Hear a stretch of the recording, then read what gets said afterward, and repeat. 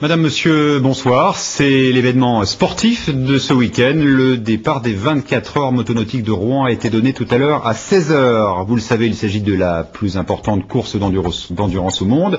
Alors, sans plus tarder, nous prenons la direction des quais rive gauche. Nous attend Nicolas Bonduel. Nicolas, bonsoir. Alors la météo pour une fois est au rendez-vous. Est-ce que le spectacle est aussi au rendez-vous? Est-ce que finalement il y a de la bagarre sur l'eau?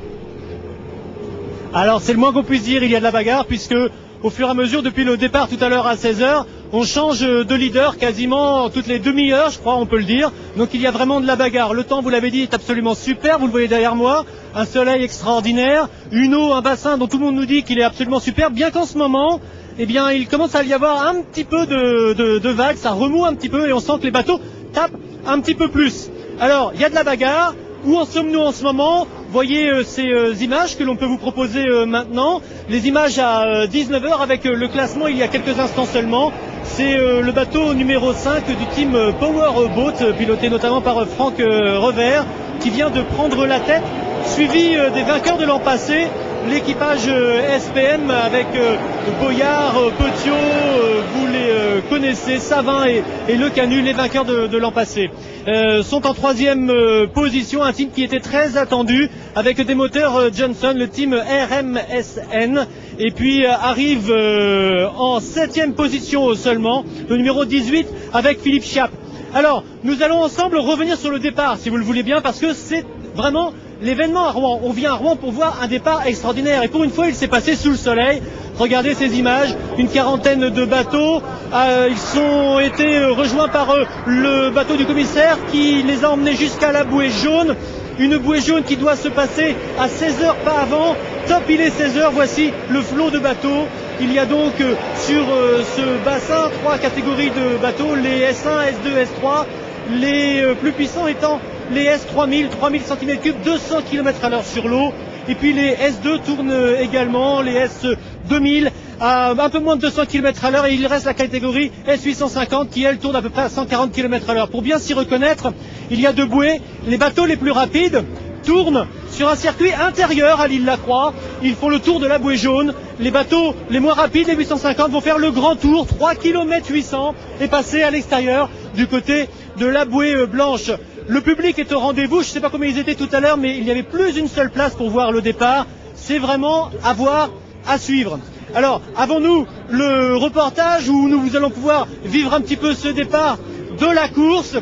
Il y a des stars, vraiment des stars qui sont présents ici. Regardez.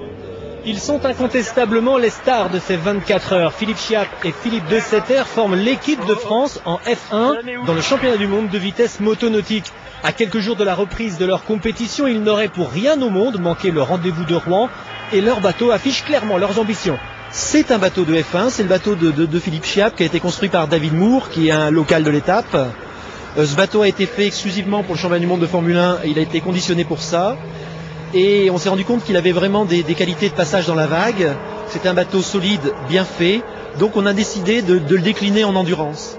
Le changement s'implique par, non pas des changements de forme de coque, mais par contre toute une stratégie totalement différente, avec des pièces amovibles, avec des connectiques spécifiques, avec une direction assistée qui a été supprimée par rapport à la F1.